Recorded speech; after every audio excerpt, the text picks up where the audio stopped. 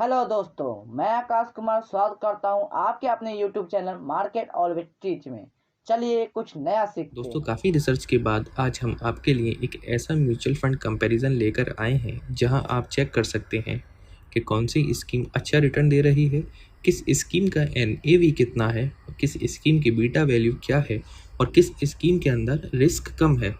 तो दोस्तों आज हम आपको दोनों ही स्कीम के फंड्स को कैलकुलेट करके भी दिखाएंगे कि अगर आप इतना पैसा निवेश करते हैं इतने टाइम के लिए तो आपको क्या रिटर्न मिलेगा, क्या बेनिफिट्स रहेंगे और कितना इन्वेस्ट करना होगा। तो दोस्तों शुरू करते हैं। तो शुरू करने से पहले आपसे छोटी सी रिक्वेस्ट है कि हमारी इस वीडियो को लाइक ज़रूर करिएगा और चैनल को सब्सक्राइब कर लीजिएगा। तो चलिए शुरू करते हैं।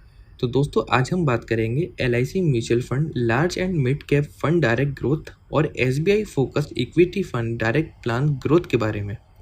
सबसे पहले मैं आपको इन दोनों स्कीम के बारे में ज़रूरी जानकारी देना चाहूँगा। अगर हम बात करें इनके ऑल टाइम्स रिटर्न की तो LIC का ऑल टाइम रिटर्न 14.05% का है और SBI का ऑल टाइम रिटर्न 15.60% का है। अगर हम 5 साल के रिटर्न की बात करें तो LIC ने 13.12% का रिटर्न दिया है और SBI ने 14.65% का रिटर्न दिया है 5 साल में।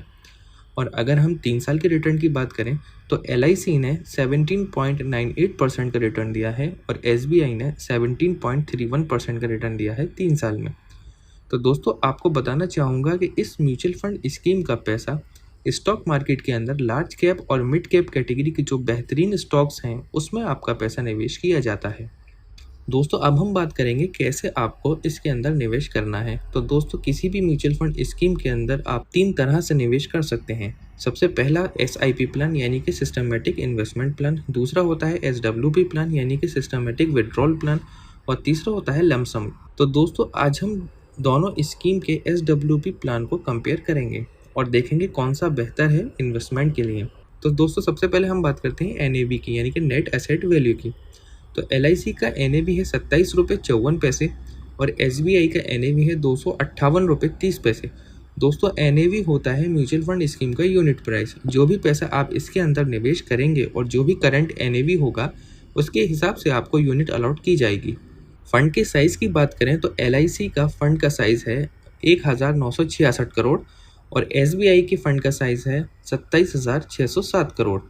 अगर हम रेटिंग की बात करें तो LIC की रेटिंग है 3 और SBI की रेटिंग है 4। अगर हम एक्सपेंस रेशो की बात करें तो एक्सपेंस रेशो LIC का 0.84% है और SBI का एक्सपेंस रेशो 0.70% का है। एक्सपेंस रेशो होता है म्यूचुअल फंड स्कीम का खर्चा। जो भी पैसा आप इसमें निवेश करेंगे उसमें से पहले जो एक्सपेंस रेशो होगा उतना पैसा डिडक्ट कर लिया जाएगा, फिर बाकी के पैसे की यूनिट अलॉट की जाएगी जो करंट NAV का प्राइस होगा उसके हिसाब से।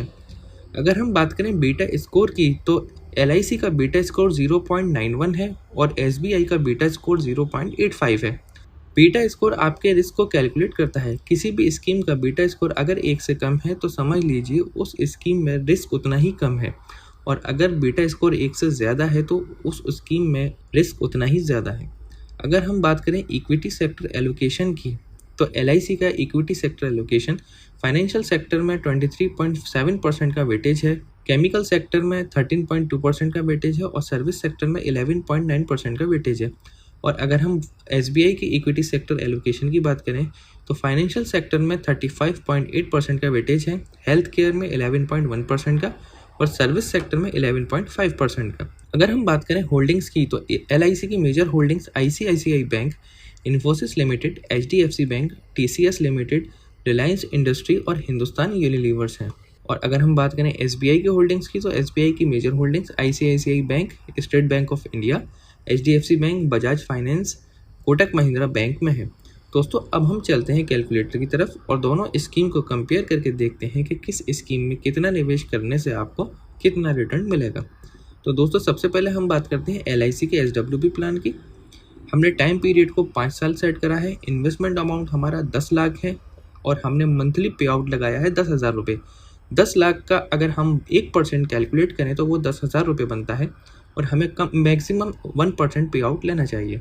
तो दोस्तों 5 साल में टोटल पे आउट के तौर पर आपको 6 लाख रुपये मिल जाएंगे और जो आपने 10 लाख रुपये का निवेश करा था वो बढ़कर 5 साल के बाद 10,85,725 रुपये हो जाएगा।